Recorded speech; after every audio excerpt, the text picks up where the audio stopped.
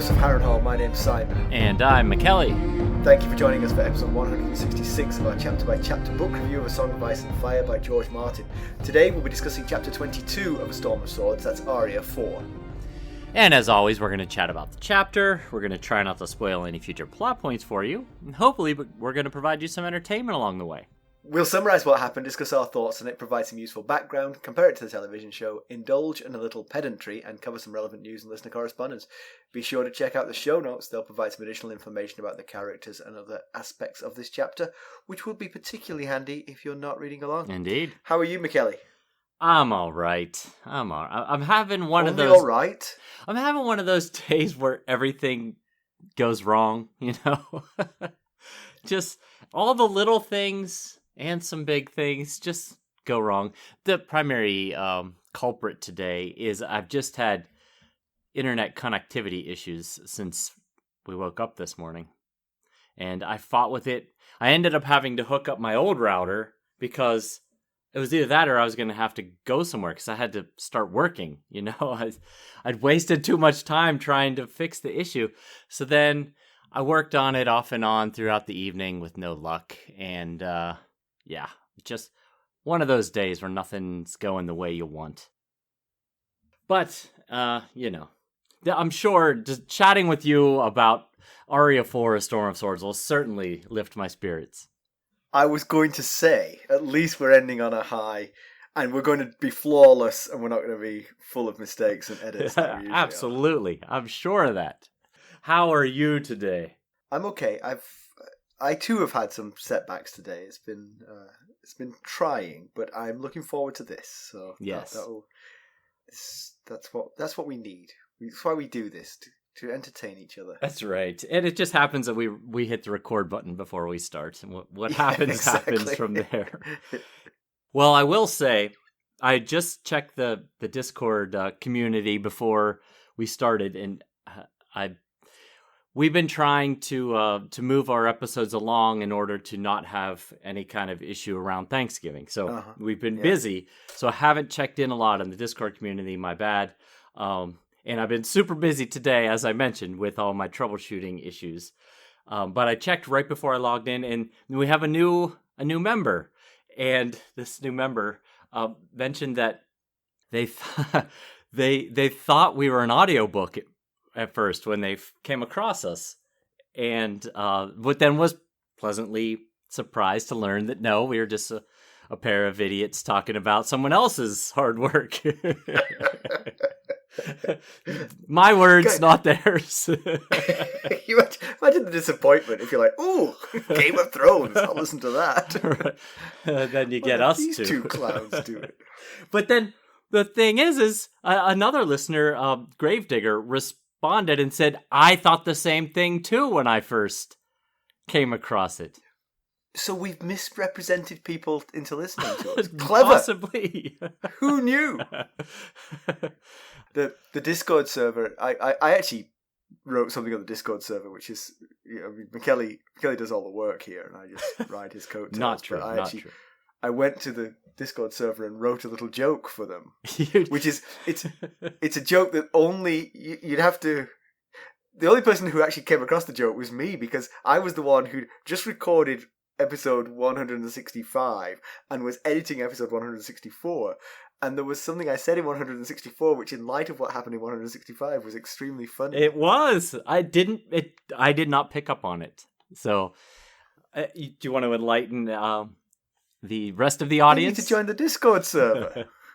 I want to see this. Well, it was so now this is 166, so you know what happened to Cleos Frey in 165. He was shot by an arrow. He fell partially out of his saddle, his horse ran away, and his head was dragged along until he was dead. And Jaime said last time he saw Cleos, his horse was using his head to plow a furrow. Oh, yes, he actually said the words plow a furrow, that's right.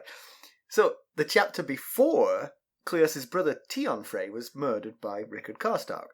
And you mentioned the family relationship. You said, we know who Tion is, we know his brother Cleos. And I said, oh, Cleos, that's right. He's the one who's ploughing the lonely furrow back and forth between Riverrun and King's Landing. How apt. And it purely accidental, but it cracked me up when I realized what I'd said. Yeah. It's like I responded to you on the Discord server.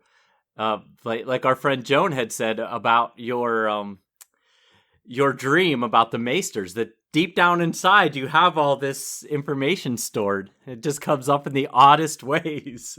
I don't think I was remembering how Sir Cleos died, because I was literally saying the poor man was walking back and forth between Right. Riverrun and King's Landing repeatedly. A slightly funny story from the family call. Always a source of entertainment for the rest of us. Yeah, the family call, yeah. And usually it's Rob, because Rob's very funny. Rob's like me, only funny. I introduced him. I heard a thing on NPR, which is like the national public radio here, about the concept of micromorts. A micromort is 1/1,000,000th of a death. So when you take part in anything risky, you are ratcheting up. You're keeping a sort of like you're picking up a number of micromorts. The riskier it is, the more micromorts. And eventually, when your micromorts hit a certain point, you're going to get killed. That's fascinating. I've never heard of such a thing. Yeah, I always thought it was interesting too. And I told my brother about it. And he said, I told him about this years ago. And he came back to me and he said, I've kind of been keeping score. And he said, the other day I found myself like 12 feet in the air with 1 foot on a ladder, and I was like, this has got to be 100 micromorts. So he just mentioned it, but the thing was, he was talking about the fact. So, like, for instance, commuting to work is like a micromort, because 1 in a million people who drives to work gets killed in a car wreck. So that's a micromort right there. Yeah, you could be the one. And I told my brother that I thought, the way he was describing it, I thought he wasn't quite doing it right. I said, you've really got to keep your lifetime tally of these micromorts. I said, because once you get to like 500,000 micromorts, then, there's a 50-50 chance you're already dead. He said your twin would be dead. Right. And then it occurred to me as I was saying that he has a twin.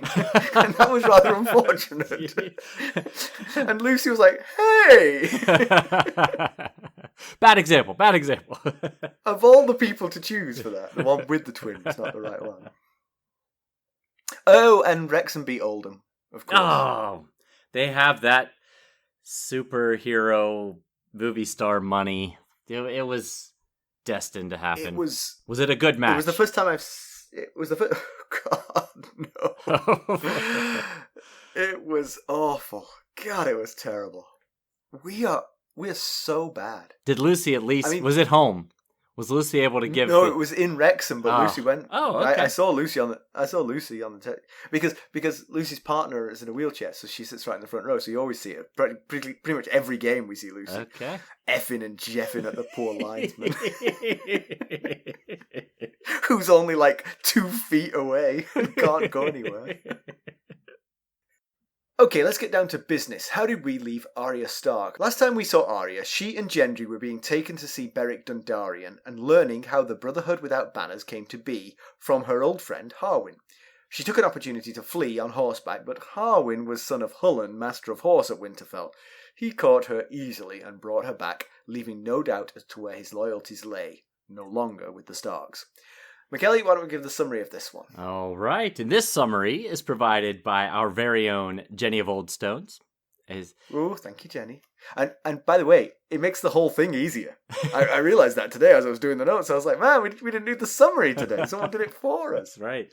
Of course, there's a perk of her tier at on our Buy Me a Coffee site, which... Yeah, perk/job. I keep saying, I'm trying to make it clear that this is supposed to be a perk. And I will say those who are taking advantage of it have been saying how much they enjoy it. But I will also point out that it's all the weddings that have been taken going forward. Oh, yes, that's right. They were talking about that on the Sustainers chat. Yeah, yes. They were saying that they've all chosen wedding chapters for the one they want to summarize. Interesting. They're all romantics. That's right. That's what it is. Yes. So thank you, Jenny. I'm sure this is going to be great. Of course, I've already read through it, so I know that it is good stuff. So here we go. Arya, Gendry, Greenbeard, Tom, Angai, Lem, Harwin, Jack Be Lucky, and some of the other outlaws, renegades, Brotherhood Without Banners, we'll say, make a rest stop at a half-ruined keep to track down Lord Beric Dondarrion. Addled old Lord Leicester isn't much help, but his young maester is. He provides shelter for the night and tells them that he's had a raven half a year past, informing him that the Lannisters had hanged Lord Beric. Lem replies that it was true, but that Thoros cut him down before he died. When pressed for more recent information, the maester suggests they ask the Lady of Leaves. Another 3 days' ride finds the band riding through a yellow wood. When Jack Be Lucky sounds his horn, rope ladders are unrolled from limbs of trees. They climb up to a hidden village in the upper branches, a maze of rope walkways and small moss-covered houses concealed behind walls of red and gold. The Lady of Leaves is a thin, white-haired woman dressed in rough spun who appears to be the leader here. They will leave the trees soon, she says, with autumn coming. She's also heard tale of Lord Beric's death. This time, the mountain had put a dagger through his eye. Lem tells her it's an old tale and false. Lord Beric may have lost an eye, but he didn't die from it. The lady seems most relieved to hear Lord Beric isn't dead. The next night, they take refuge in the scorched shell of a sept in a burned village called Sally Dance. The septon there inform them that the sept had been pillaged by wolves looking for the Kingslayer. The news makes Arya feel angry and ashamed. The men living in the vault beneath the sept had no word of Lord Beric either. The next day, they come to a high hill known as High Heart. The hill is surrounded by the stump of 31 weirwood trees. Tom explains that the place was sacred to the children of the forest. The locals claim it's haunted by the children who were killed by the Andal King Erig the Kingslayer. That night, Arya is awakened by a storm to see Greenbeard, Tom, and Lem talking to a tiny, frail old woman who seems to have red eyes. The woman tells the trio of her dreams, then asks Tom for a song as payment. When Arya asks Tom about her the next morning, he claims she's just an old dwarf woman, but that she did point them in the right direction to find Beric. When the band arrives at Acorn Hall the next day, they are greeted by Lady Smallwood. When Lem lets it slip that Arya is noble-born, she insists that Arya bathe and put on her daughter's proper old dress. Her daughter is currently in Old Town with her great-great-aunt, who's a scepter. Lady Ravella informs them that Lord Beric was just there a fortnight past and tells them where to look for him. She also tells of Northmen who'd come looking for Jaime. They make Arya leave while the grown-ups talk, so she and Gendry go check out the forge. When their talk turns to wrestling, Lady Ravella makes Arya take another bath. In the morning, they ride off to find Lord Beric. Good stuff. Thank you, Jenny. Yeah, Jenny did a great job. Yes. Jenny's summary literally better than the chapter. No, that's not. I don't mean to offend George. It's just this chapter is very much a sort of connecting the dots. You know, I mean, we're waiting for Arya to meet Beric, or do something going to happen, and that's 2 chapters we've waited for it now, and nothing's happening. I will say though, it does paint a picture of the Riverlands, sort of like of these sort of like bands of sort of not necessarily outlaws, but sort of like displaced people who are sort of like grouping together to sort of try and get through this time. Sure. You know, like the people living under the burned sept, the people living in the trees, the Brotherhood Without Banners themselves. So you do get sort of a nice picture of the whole thing, and it's not all doom and gloom. I mean, the Lady of the Leaves. I mean, that seems like a nice setup, apart from the obvious problem of the leaves falling out of the trees. Yes. Come autumn. Yes, that is true. That's a temporary dwelling, I guess. Although, I mean, you might be hidden enough just being up in the trees. I mean, people don't always look up. True. But the flip side is, it would also get kind of cold and miserable in the winter, I would think, to be up in the... Yes, that's a good point. Yeah. I liked the that scene, the Lady in the Leaves in the treetop town.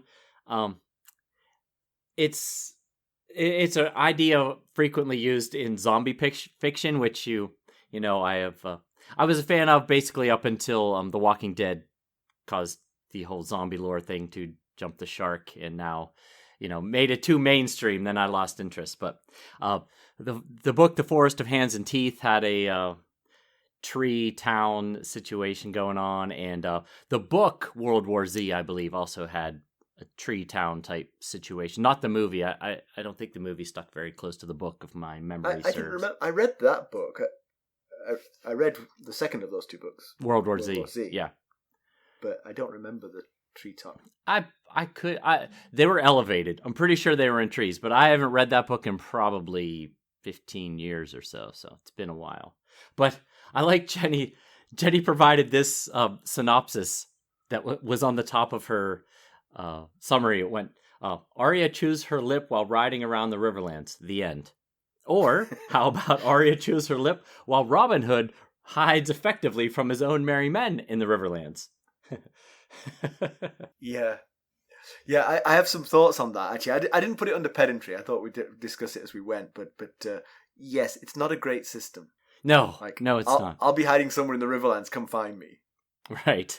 We're talking 4,000 square miles. If you need me, I'll be somewhere in the Riverlands. If you really need to know, just ask somebody. And they will say, 6 months ago, I heard he was dead. Yeah. Not very helpful. If they say I'm dead, don't believe them, because obviously that's not true. You know another tree town that has a place in my heart? I grew up on my love of fantasy kind of started with Lord of the Rings, like everybody else. But as a child, Lord of the Rings is kind of elevated, so I appreciated it. Much like the habitat of the Lady of the Leaves. Right, yes, exactly. So I grew up reading a lot of Dragonlance. I don't know if you ever read any Dragonlance, but no. One of the primary towns for the main characters, kind of where they all grew up and where they all met, was a town called Solus. And it had homes in these mighty Valenwood trees. And so I kind of like the idea of a town up in the trees. It's I'm not judging you. It's perfectly reasonable. It sounds nice.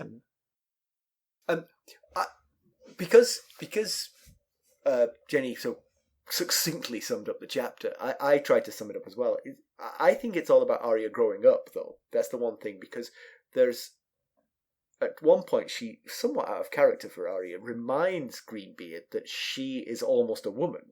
Right. Her saying those words kind of struck me as odd, because it's not like something. Well, obviously, it hasn't been true until this point in her life, but it also didn't feel like something that she would naturally want to say or claim.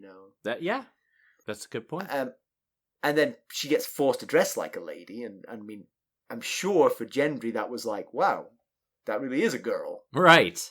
I know it's a girl, but now I see it, Yes, he kept saying, you look different, like a proper girl. Yeah. You even smell nice. Yeah, exactly. And that smell nice, like leading into the wrestling and tickling, that whole thing took a sort of like it's just one of those things where a parent in the room would be like, this is not quite what it used to be. Yeah, I can see what you're saying. Yeah. Yeah, I kind of got, it's just this, I mean, she's still only 10, so she still is, at least in our world, a kid. But yes, you're right, it did take on it. I think maybe it has as much to do with Gendry being 16. Right. I mean, he is a man grown just about. Or 15, 16, whatever he is. Right. But, I mean, they're both kids. Right. But kids, when they get to that kind of age, their games can start to get a little bit, awkward. Let's call a spade. Sexual is what they can get, Right. And I think this was definitely getting close to that point, Sure. Yeah. And the other thing, I don't want to be particularly linear, because, I mean, basically this chapter was just a series of sort of like events where they meet people who don't know where Beric is. That's right. They move on to the next It's like one. 5 stops. 5 stops, 5 mysteries. Right. Literally, you could do them in any order, basically. But yeah. So the first one is Sir Lyman Leicester. And one of the things that they mentioned was that he sort of like mumbles about some battle that he had, and I think you've got this in background, right? That what the battle actually was. But Tom Sevenstrings says that you've got to write songs. If you're going to be a knight and do something like that, you've got to get a song written about it, because otherwise it's going to get forgotten. Sir Lyman has practically forgotten it himself, and nobody listening knew what the hell he was talking about. So He has got a point. If a song had been written about it, then he would have. It would, and the song was good enough to catch on, and others sang it, and it spread the kingdom. Then he really would become somewhat immortal, or at least for generations. Sure. And then it made me think about you and me. It made me think about you and me. I'm interested to hear how you make the connection to us. Despite my dreams, I don't think either of us are going to trouble the Nobel Committee. And you might be onto something there.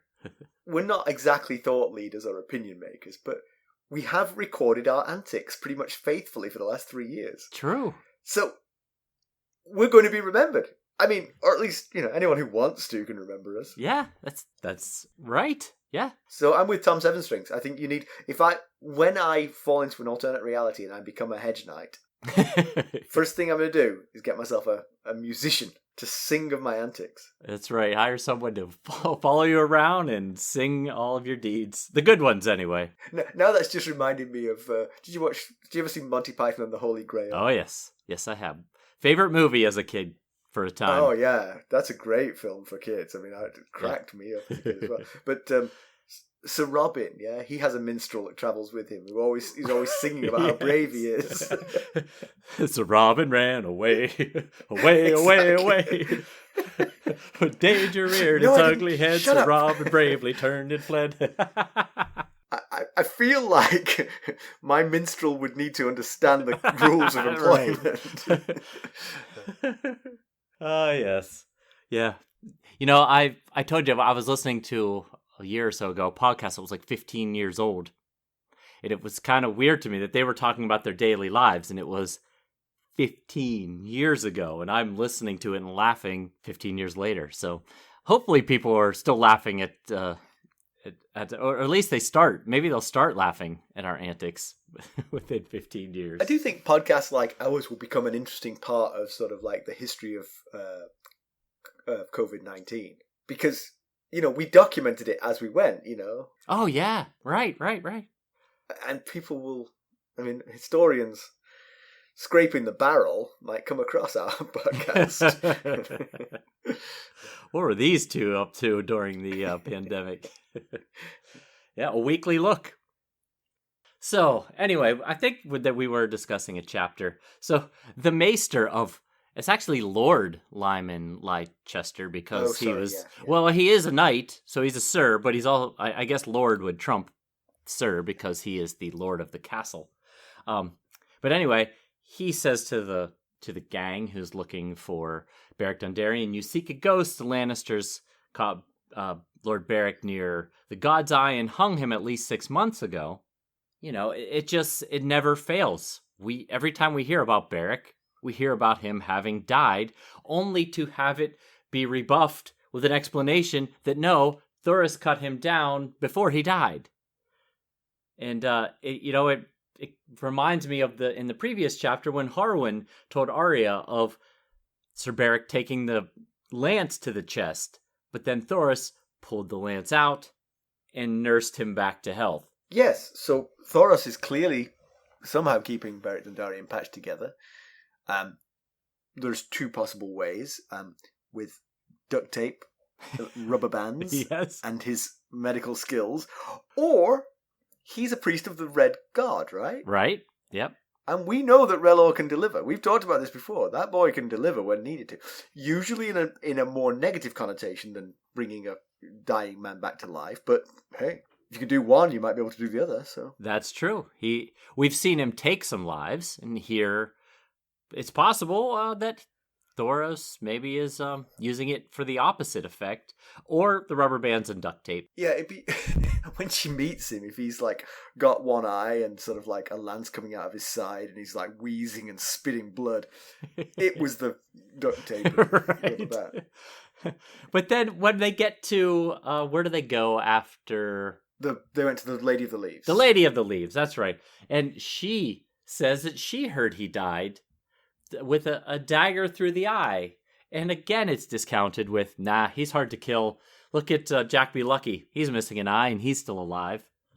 Yeah, the one, it's actually in the next scene, which is underneath the burned sept, where there is a mention of how some of this might, obviously there's a sense here that Beric is taking some very serious wounds and getting nursed back to health by Thoros. Maybe we'll get to the bottom of that. Maybe it's his micromorts. Maybe his micromorts are really adding up. If you get into a lance fight with the mountain, that's like 500,000 micromorts right there. That is a significant amount of micromort. One of the people hiding under the sept is actually dressed like Beric Dondarrion. Uh-huh, right. Yes, he's got a crude lightning bolt on his cloak. So it feels like people are sort of taking up his mantle, almost literally, and actually dressing like him. And they probably are getting killed because they're not Beric Dondarrion. They don't have his skills, and they don't have Thoros of Myr with his magic to bring him back to life. So he probably has been killed multiple times, in addition to all of the bad wounds he's received. Yes, I thought about that, but not in this part. I thought about it when Harwin was telling Arya about how they, it's beneficial for them to be in a bunch of little groups instead of one large force. And I thought maybe that's why people keep thinking him dead, because these groups get attacked and wiped out, and someone in that group thinks that Beric was in there, and they think they've killed Beric, when really he wasn't in that group at all. He just killed some peasant in a lightning bolt. Right. Yeah, some poor sap with a lightning bolt on his cloak. There's some World War II movie which is all about the people who impersonated Winston Churchill. Oh. Throughout World War II, he had impersonators who would go to different places, dressed as him, acting like him, and I did not know this. Occasionally getting assassinated. Oh, yes. That was my fear, that might happen. Yes. But I wondered if maybe the Brotherhood Without Banners, whether they might be proliferating these tales to keep people guessing about Beric. Is he alive? Is he dead? Is he here? Is he there? It helps grow the confusion in the legend. Oh, yeah. Yeah, it's also great PR that he seems so indestructible, Right. Every time you hear a story of him being dead, well, here he is again. Yeah, yeah. So one of the things, so at this sept, it's Sally Dance, the sept is ransacked. The windows are smashed out, and much like we saw in the Jaime chapter, all of the statues have been dragged out and mutilated, and all of the valuables have been taken. And Lem actually says, was this the mummer's work? And the Septon says, no, it was wolves looking for Jaime Lannister, which likely means Karstarks again? Presumably. Although it could have been Bolton's, if you think about, I'm assuming Harren Hall heard. Yes, that's true. Well, actually, we don't even have to assume that. We know that, don't we? That Harren Hall heard about Jaime's release. Yes. Well, we know they were sending word to Harren Hall, so I would imagine by now it's happened. But it made me think, we get a few instances in this chapter of negative behavior, negative opinions of the Northmen, and it made me think that maybe Harwin must feel better. What's happening here must make Harwin feel better about his choice to go with Beric's group rather than support Robb in his war. Yeah. On some levels, you think Ned Stark might approve of what Harwin's doing, Yeah. He probably would chop his head off for betraying his oath. But he'd appreciate the effort before so. You are actually caring for the small folk, as I would want you to. Harwin has to be a little bit careful not to get captured by the Northerners. Anyone from Winterfell would recognize him. Right. And so it could go very badly for him. Yes, he could look like a deserter. Yeah. They talk about what might happen to Arya. The expectation is that they're going to ransom her to Riverrun and get something for her. But she's talking to Angwai about his bow, and she can't. His bow is too strong for her to pull the string back. But he promises to make her one if they've got time at Riverrun. And the others sort of laugh at the idea that they'll be hanging around Riverrun. They'll be like, no, we'll get our reward and we'll get out of there before they hang us. And they talk about Edmure being basically the new lord of Riverrun, and how he is unforgiving and has been hanging outlaws before Angwai was an outlaw. In fact, before Angwai was born, I think is what they say. So, but then they talk about Edmure, and they say that he doesn't like music. Well, yeah, so you finish telling them what happened in this chapter, and then I'll tell you how it's different from what Kat told us. We'll be right back. Hello, friends. Are you ready to make some unforgettable memories? Well, if so, consider the Marriott Bonvoy program. Discover the perfect destination for your summer getaway and unlock exclusive deals on luxurious accommodations. With our affiliate partnership, you'll enjoy unbeatable savings and a seamless booking experience. Don't let summer slip away. Visit Marriott Bonvoy today and make this vacation season one for the books. Use our Ghosts of Harrenhal affiliate page to check it all out and buy Bonvoy points or give some as a gift. The link to our page is in the show notes. So Tom says he doesn't like music, but Lem jumps in. It's not music that Edmure doesn't like, it's you he doesn't like. It seems that Tom wrote a song about Edmure Tully being too drunk to perform with a lady, and the theme of the song was the floppy fish, which is rather unfortunate. And again, just like Brave Sir Robin, right. You want your musician to sing the right songs about you. Yes. You want your immortality in the good way. Yeah, and so that's funnier version than the version that Cat, when they're at the crossroads and Marillion is bragging that he's fast friends with Edmure, and not knowing who Cat is, she thinks there's a fat chance that Marillion and Edmure are friends because Edmure dislikes singers because a woman he fancied slept with a singer. Now, so that all could tie together. Those stories, you certainly see how there's some threads that could all pull together there. But this version is much funnier. But there is that, yes, Edmure does not like singers. This is known. Okay, yes. Good. So if this group ever gets to Riverrun, it feels like it would be wise of Robb to propose an alliance with the Brotherhood Without Banners. They clearly have a lot of influence across the Riverlands now. Right. They are not particularly well organized, but they are able to make a difference. They've won battles. They're helping the small folk. Right. Definitely. And, they've got intel and connections, kind of an underground network they've got going on here. And, Harwin says when it comes up about them ransoming Arya, and Arya's confused. She asks what's going on with that. And he says, we're in desperate supply of horses and armor and other things. Well, you'd think they might not need to ransom Arya if they just went to Robb. If Beric or Thoros or someone went to Robb and said, hey, we could use your help. We have the same common enemy. I think we could be beneficial to one another. If you give us this stuff, we can do a better job of what we've been doing. Yeah, I think the problem with that, of course, is basically, if you look at Harwin, he's the sort of embodiment of this. He no longer trusts the northern side. He thinks the northern side is as bad as the Lannister side. Now, Arya perhaps gives them an opportunity for that foot in the door to say, hey, and that's the thing, you see, that they might actually want, the Brotherhood might want some concessions from Robb. For example, you've got to stop these atrocities. That is why we've become the Brotherhood Without Banners. We are here to try and make amends for all the things that both armies are doing. And you think that, remember who Robb Stark is? He just beheaded Rickard Karstark for murder. You'd like to think he would have a similar zero tolerance policy towards rape and pillage. And he probably is a bit busy and doesn't realize a lot of these things are going on. Exactly.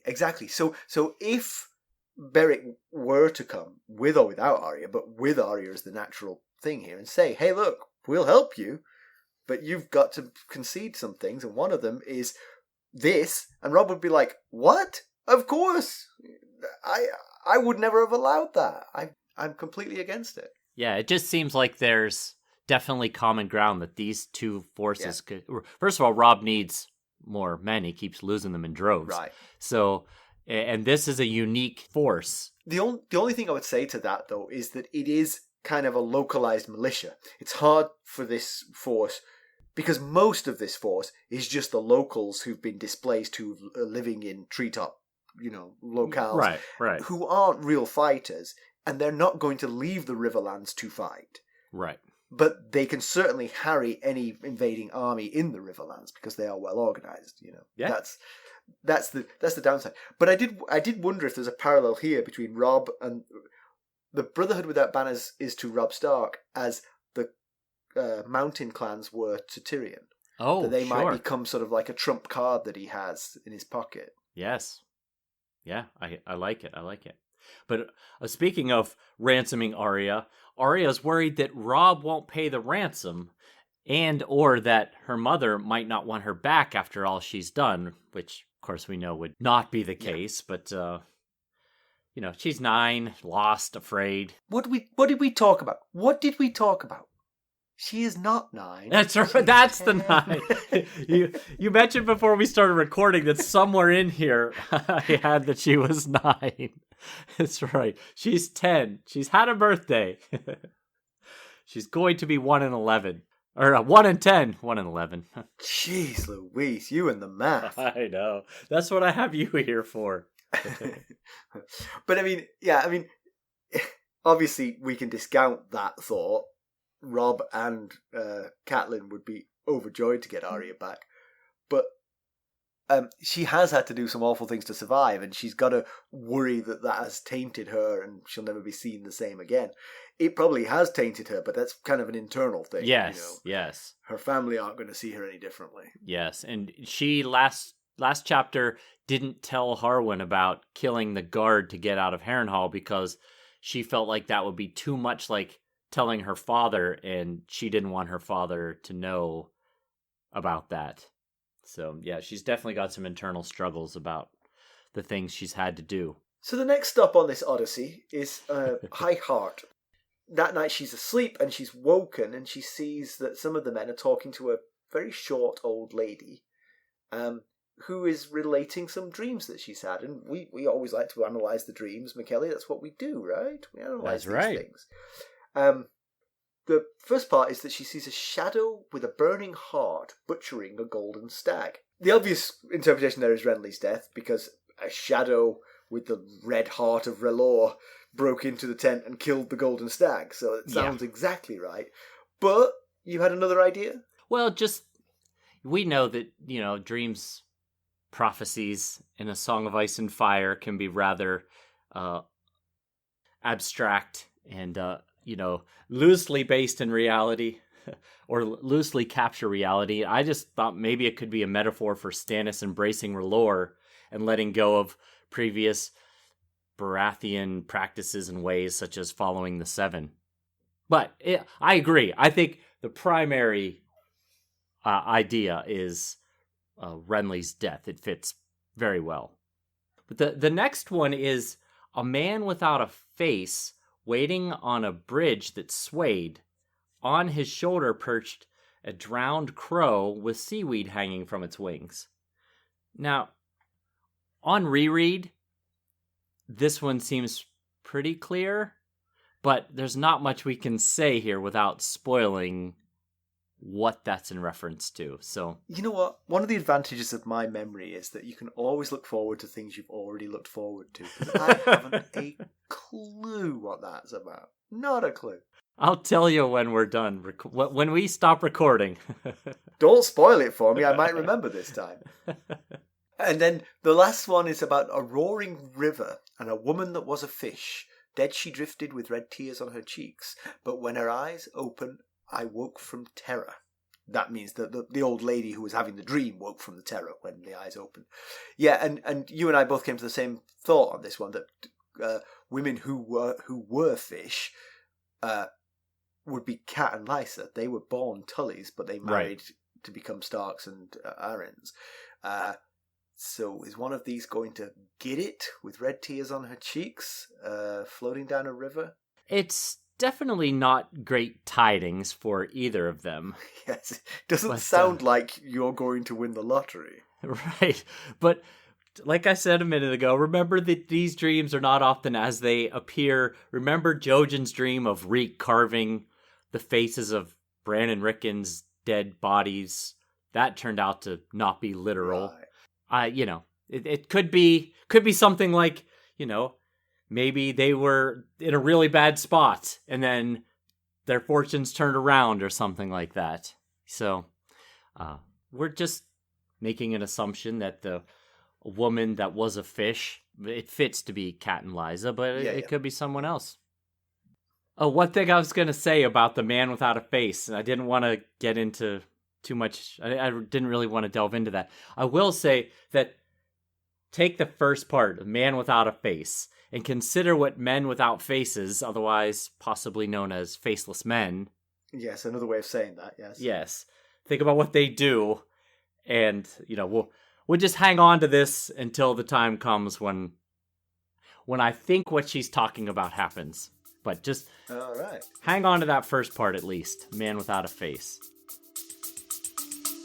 We'll be right back. This episode is sponsored by Audible.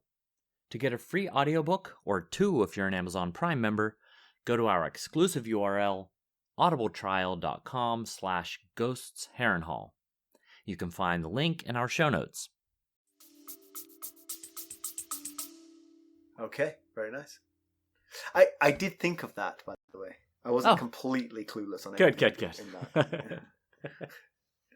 The old lady demands a song from Tom as payment for her dreams. Tom does as bid, and Arya can't place it, and Tom won't name it, but he says it's the same song every time, right? Yeah, I don't know if he won't. He just doesn't name it. Right. It's just kind of left hanging there. What song is it? I will say we will have that cleared up before too long. Wow. Wow. So you're telling me that a conversation between Tom Sevenstrings, who I think of as a bit part character in this book, and some old lady who doesn't have a name is going to get cleared up to find out what he was singing to her because it was an important plot point. Indeed, yes. That's exactly what I'm telling you. The thing is, to the cathedrals of knowledge that I've lost, I never had that one. There's no way I had that. It was lost on me entirely. You might have. It's in there somewhere, probably. All right. So, Harwin explains that they're better off in small groups, not big enough to be a major force, but the small groups can attack in many places at once and escape more easily. We've talked about this. This is the very idea of a guerrilla force. You stay small and nimble, right, and you can be a pest to a larger invading force. It's happened throughout history. Yeah, because, and he's absolutely right. If they all lined up across the field from Lannister force, they would get wiped out in no time at all. So this is how apart from Beric, who would survive. as long as Thoros is around, I guess. So I had a question about timing. At one point in this chapter, Arya is woken by a storm, maybe actually on High Heart. Yes, I believe it is. And I wondered if that was the same one that accompanied the reveal of the boys' bodies in Riverrun. Because remember, it was a stormy night when the 2 boys were murdered in Riverrun. But yeah, right. Northmen had already been riding through looking for Jaime. So again, we've said that first group of Northmen, we don't know who they were because there was no sigils described. So it could have been Harrenhal Northmen looking for Jaime, the one before. The one after this was definitely Karstark's. Right. But it did make me wonder, if it was the same storm, did Rickard Karstark set the men loose prior to his murder, knowing that he was going to be captured and put to death?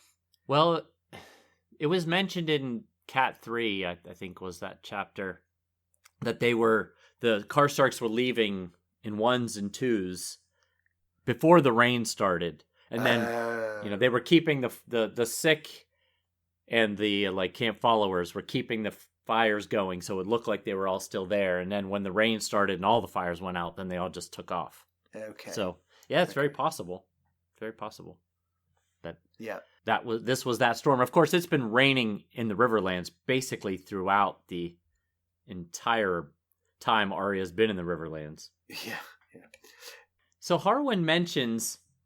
So Arya asks Harwin why they can't find Beric. Why is he hiding from them? And he explains he's not hiding from us. Like Simon was just saying, these we are in these smaller groups because a lot of different reasons. But one, if we get caught and we're put to the question, we can't tell them where Beric is because we don't know where Beric is.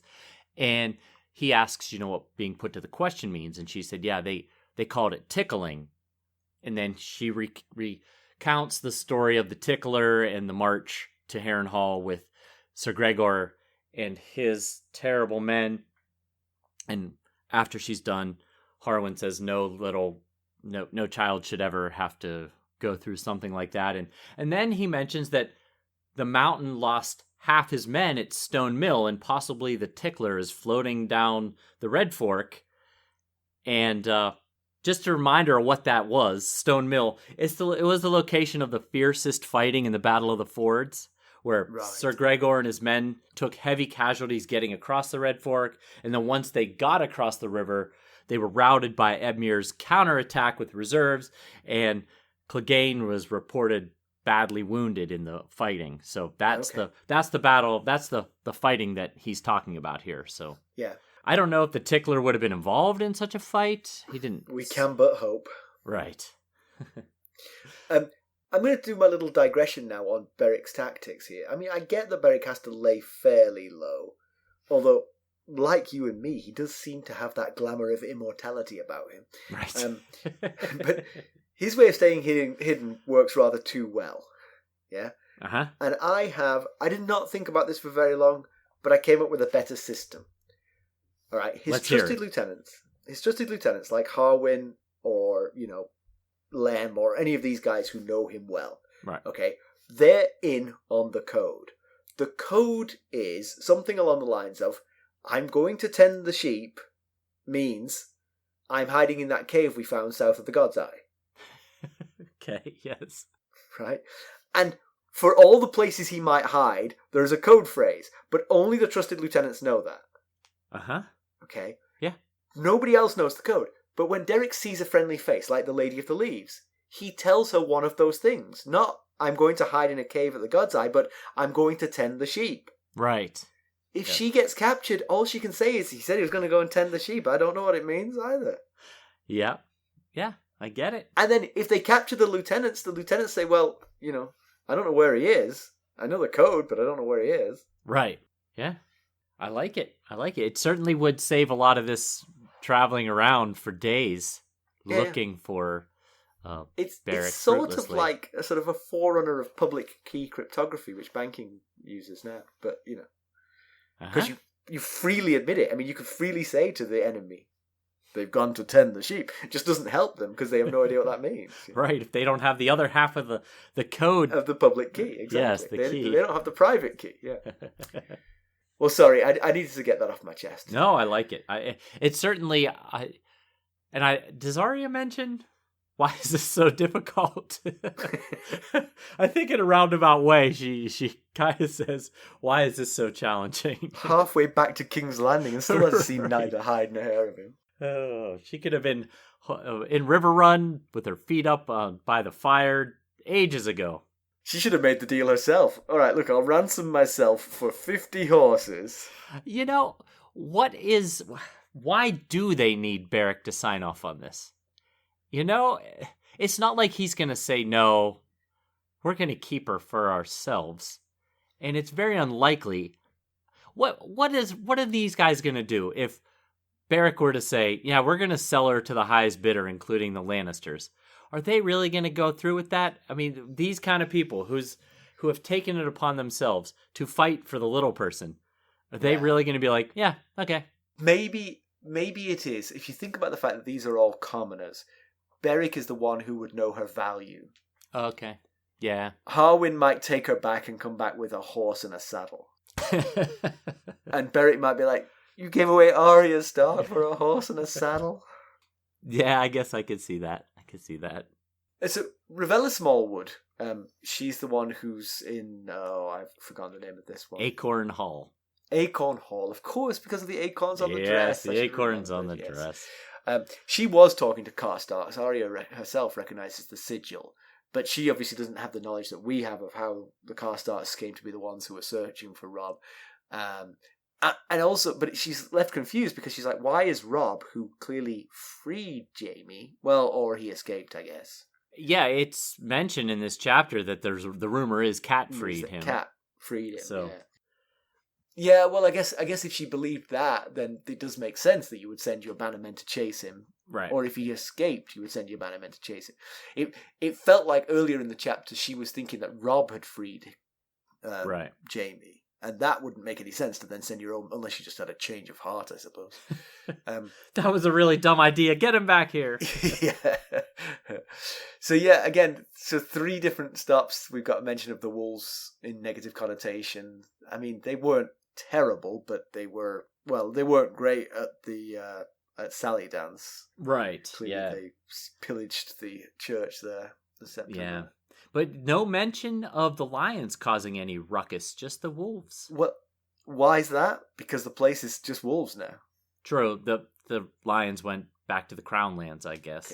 Yeah. Of course, Arya thinks to herself, I wonder if I can find these Karstark men, because those are true northern bannermen of my brother. If I could give these outlaws the slip, I could find the Karstarks, and they would definitely take me back to Robb, and that would be a really bad idea. Well, it certainly, knowing what we know, it wouldn't be a great decision, but it probably would work out. They probably would ransom her. I mean, I can't imagine that Harry and Karstark is going to execute Arya Stark in revenge for his father murdered 2 children. Yeah, Murdering another child is not going to heal the wound. That is if they get her back to Harrion, which would be taking her back to Harrenhal, which is the last we've heard is where he's located. He could be somewhere else. We haven't heard in a while, but that would require them to find Harrion, and Harrion to have a calm enough head to say, no, it's not an eye for an eye type situation here. These guys might just do it out of spite. You're a Karstark knight, and Arya Stark falls into your lap just at this moment where Robb Stark has just executed Rickard Karstark, of whom you were inordinately fond. Right? Right. But she's a 10-year-old girl. You might take her back to Riverrun. You might. I would hope they would. But we also saw the Karstarks kill 2 boys that weren't much older than her, so... Yeah. You know, tempers are running high. Emotions are strong right now. True.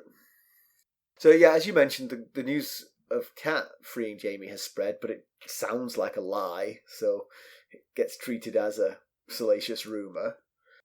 And we expect that the news of the Willem and Tian's deaths to be not far behind, since the Karstarks were leaving with that information too. Yeah. You gotta wonder, will that get to the Lannisters before any official word can get to the Lannisters? Right. Because Robb, last Cat chapter, mentioned that he owed it to their families to tell them what happened. I believe, didn't he say that? Now I'm starting to second guess that. I believe he should have said that if he didn't. I believe he was thinking that even if he didn't say it. Right. He implied it. So Tansy T gets a mention about Tom and all the ladies of the Riverlands that he has wooed. Lady Smallwood says that he leaves the ladies of the region drinking Tansy tea because and of course that we've heard about Tansy Tea previously because Hoster Tully keeps mentioning Tansy and begging for forgiveness. And but you know what? We have not heard mention of Tansy Tea before. This is the first mention of Tansy Tea. True. I guess I mentioned Tansy Tea. You pieced together from information which we only just discovered what Tansy Tea is used for. Now I get to see what Hoster Tully was talking about. Yes. Yeah. So, yes, it's... The notes here say, Kat's thought about Hoster asking Lysa for forgiveness. Kat didn't have that thought. Mackelly Ray had that thought. Well, she pieced together most of it. I just filled in some of the blanks is all. All right, I'll believe you. Yes, it was in response to Kat coming up with the idea that Lysa might have been with child when she was wed to Jon Arryn. Yes. And that's what the Tansy was in reference to. So Gendry then mentions that he's had run-ins with Thoros at the blacksmith's forge when he was an apprentice. Thoros used to come to Tobo Mott, who was Gendry's boss, for his swords, which he then set on fire, which drove Tobo crazy because that's not a good way to treat one of his beautiful swords. Right. So Gendry doesn't think Thoros will remember him, but he has met him before, which is interesting. And also, so I was thinking about this whole thing. why come to a highly skilled smith for what Gendry reveals was cheap steel? He says, that's no way to treat good steel, but then Gendry mentions, but he didn't use good steel. He used cheap steel. He could get that from any smith, along the street of smiths or whatever that street is called. And, we will learn shortly that Tobo Mott is a really master of his craft. So you wouldn't think you would go to him. For something like a cheap sword, you could probably get from the armory, from the armory and the Red Keep, I guess. Yeah, yeah. But so then I started thinking maybe it's very clear in this chapter, and it's been referenced in other chapters, that King Robert and Thoros were pretty good friends. They were strong drinking buddies here. I wonder if maybe Thoros could have been checking up on Gendry when buying a new sword. Well, that will be an interesting plot point if we ever get to meet Thoros. Yes, it would. Will Thoros recognize Gendry or not? Exactly. Thoros, because Gendry says he wouldn't recognize me. Right. And he wouldn't if you were just the apprentice of the place where you were getting your swords from. Exactly. But he would if you were the reason you were going to that particular armorer. Exactly. So, could this be how Gendry finds out who his father is? If he meets Thoros? Excitement. Or it could just been a coincidence that he went to Tobo Mott for his cheap sword. That's a good one. We heard again that Thoros was first through the breach of Pike's walls in the battle of the final battle of the Greyjoy Rebellion. We'd heard that before. Yeah, and with his flaming sword. You know who was right on his heels? Ned Stark. Close. No. He was there too. Robert Baratheon. Jorah Mormont. Jorah Mormont was right behind him through the wall. So, and then I have written here, Harwin blows it. Yes, that's all. I don't know what that pertains to. So, Lady Smallwood tells Arya when the two of them are alone that she doesn't know who Arya is, and it's probably best she doesn't know who Arya is because... Right, I remember her saying that. Yes, because right now it's good to be a nobody, basically. But then, when Arya and Gendry go off to the forge and... Tickle. Get all... Yeah, and tickle each other. Well, although Arya didn't exactly tickle... Gendry, she kicked him in the nuts, yeah. So I'm surprised. I don't know how long it took for them to get back to the hall. It'd be a long time before I'd be smiling again. Right, but when they come back in and Lem lays into Gendry about, she's a little girl. You want to mess with someone, mess with me. And Arya says, "No, it was me. I started it. Gendry was just talking." And Harwin says. That leave her alone. Leave him alone, Lem. Leave Gendry alone. Yes, leave Gendry alone, Lem. Arya always used to do this kind of stuff back in Winterfell, which completely outs. And I was listening to it when it dawned on me. I listened to make sure that Lady Smallwood was was in the room, and she was indeed in the room. So. He completely blew it. So maybe they're not as skilled at this cloak and dagger stuff as they'd like to think. So maybe your plan about the key members having a code give away both sides of it. Yeah, that's right. They go around with a piece of paper. Tending the sheep, the cave by this god's eye. Yeah. I couldn't remember it, so I wrote it all down on this nice little cheat sheet. And in the third column, I have dates. And the fourth column, passwords. All right, do you have some background for us, Mackelly? I do. So, the Ancient Knight, we alluded to this earlier, but the Ancient Knight who defended the bridge against Sir Maynard is named Lord Lyman Leicester. And the castle appears to be Castle Leicester, the seat of the house. The sigil of the house is said to be a black talon over an orange and white Gyrony. I assume that's how you pronounce that word. Gyrony? I might go for something a bit Frencher, like Girony. Girony. Okay, we'll go with Girony. Which, I had to look it up, what that meant. It's basically like 8 triangles that meet in the center. Okay, like an octagon sliced. I guess so, yeah. There's a bunch of triangles and they all point in the center to each other. So that's what the house sigil is said to be. Anyway, way back in 42 AC, during the Faith Militant Uprising, Lord John Leicester was among the pious lords who fought King Maegor Targaryen in the battle at the Great Fork of the Blackwater. Fun fact, in 43 AC, Maegor's mother Visenya Targaryen used Vhagar to set the seat of 5 houses aflame in a single night. Castle Leicester was one of those seats. The others being the seats of houses Blaintree, Deddings, Terrick, and Wayne. Not big houses anymore. No, maybe their growth was stunted by yes. Vhagar's flame. And also, Tom tells Arya that High Heart is haunted by the children of the forest who died there when the Andal King, Erig the Kingslayer, cut down their grove of weirwood trees, and I would imagine also killed them in the process. However, the Westerosi book of history, called simply True History, contradicts this legend. According to the book True History, the children of the forest had already abandoned the Riverlands before the Andal invasion, so there wouldn't have been any children of the forest around to have died when the weirwoods were cut down. Also, Archmaester Peristan suggests in the book A Consideration of History that Erig wasn't actually a given name. Rather, it was a corruption of an Andal title. Peristan suggests this unnamed chieftain who attacked High Heart did so on behalf of a River King's rival. Huh. Interesting. So there you go.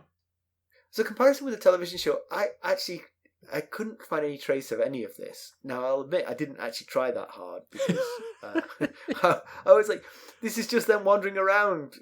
There's nothing to see here. So I'm pretty sure it didn't happen. That would be boring. This would be boring television, this chapter. So, someone feel free to correct me if I've overlooked something. And Pedantry Corner, Harwin made a mistake. Beric and the Brotherhood didn't think through their code names, but we can't call this pedantry because that's just the way people are. One little thing I thought of when I was reading the chapter through one of the more recent times is when they leave the Sept. No, it went Castle, Trees, Sept, High Heart, right? That was and then Acorn Hall. So when they left the castle and they were going to see the Lady of the Leaves, Arya said, "What's this Lady of the Leaves stuff?" And Harwin said, Angai, I think it was, said, "You'll find out." And then 3 days went by. And I thought, no one mentioned for 3 days that they were going to this tree fort? I just found that a little bit... Carsten and I play an online word game called Duo Trigordal. And when we do very well, we get what we call a +4. That's the best score we've ever got. You can theoretically get a +5, but +4 is the highest we've ever managed. I've done it for like about 150 days, and I've managed a +4, I think, 7 times. Okay, it's not easy. When I get a +4, I couldn't keep that to myself for more than 2 minutes. I don't care where she is, how deeply she's asleep. I've got to share that news immediately. If I'm Angai, I'm not sitting there on a horse for 3 days going, "Not telling.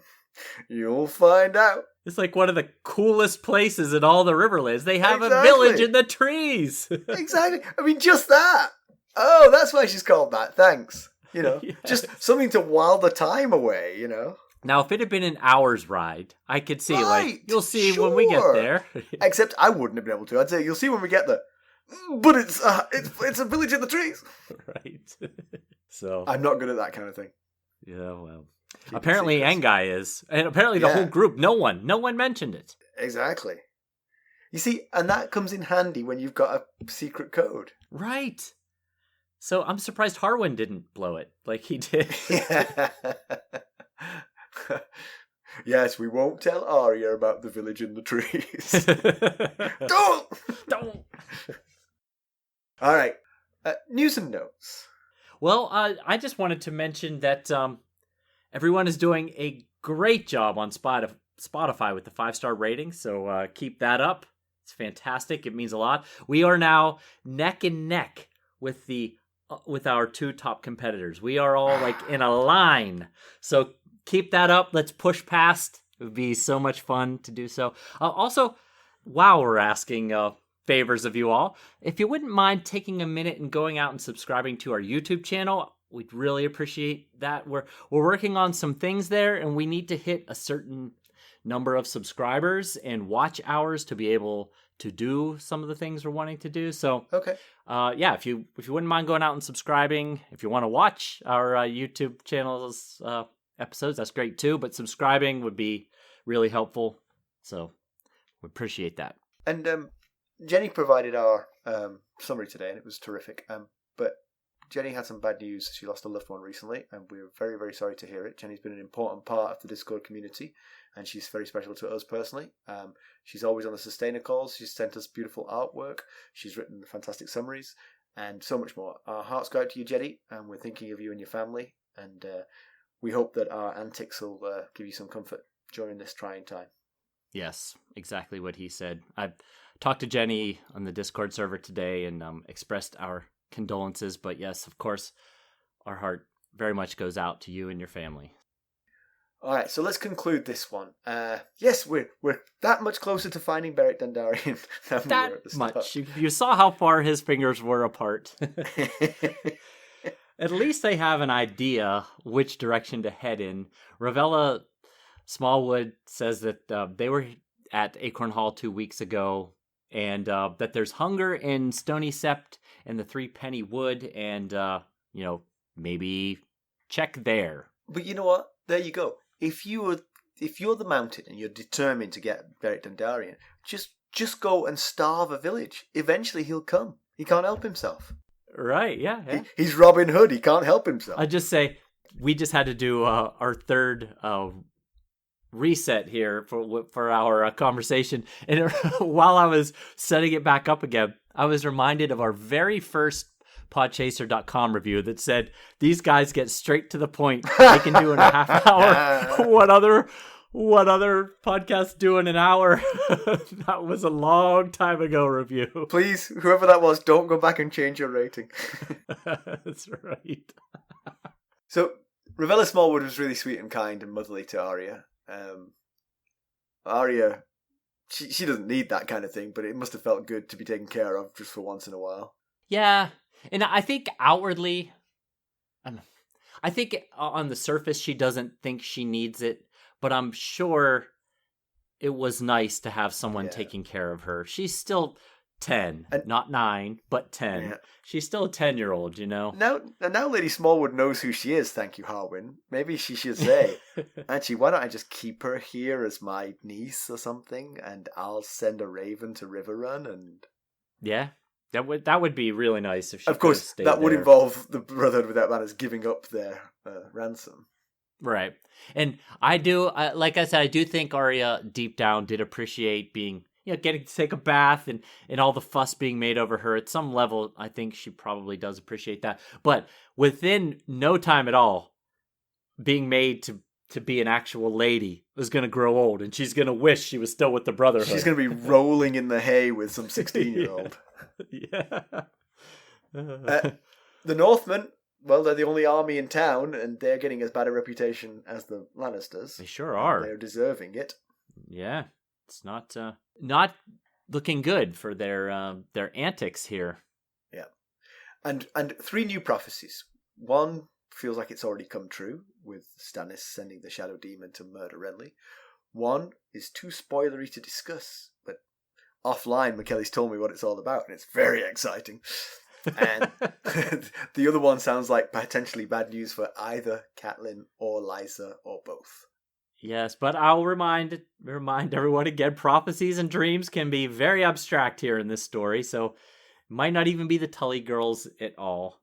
Yeah. But I'll also say it's really nice that Arya got a set of shiny new clothes. Oh, that's right. She destroyed the dress she was given. So right, she was given. She was put in, I think, even a frillier dress, but right. it was so frilly that there was no way she could ride in it the next day. So Ravella Smallwood gave her Ravella's 7-year-old son's clothes. He had died when he was 7, and apparently the clothes are a pretty good match to Arya. So it's nice. She's got some new clothes. She doesn't have to keep wearing that flayed man sigil. Yes. Anymore. And next up is Daenerys Targaryen. That's right. We travel across the world to Slaver's Bay for a long overdue check-in with Dany. It's been quite a while. Please go out and leave us a review. There's no better way to spread the word. Buy some merchandise at ghostsofharrenhal.threadless.com or buy us an Arbor Gold at buymeacoffee.com/ghostsharrenhal, where you can become a sustainer at the Lord Paramount or Knight of the Realm level and join the other sustainers. We have a great time. That we do. And of course, as always, you can reach us at ghost.harrenhal@gmail.com. You can go out and follow us on Twitter at @ghostharrenhal. We're on Facebook, Instagram, Discord, and YouTube, where you might want to click that subscribe button. Okay, I'll do it, Mackelly. Thanks for listening. Thanks. Bye. Bye.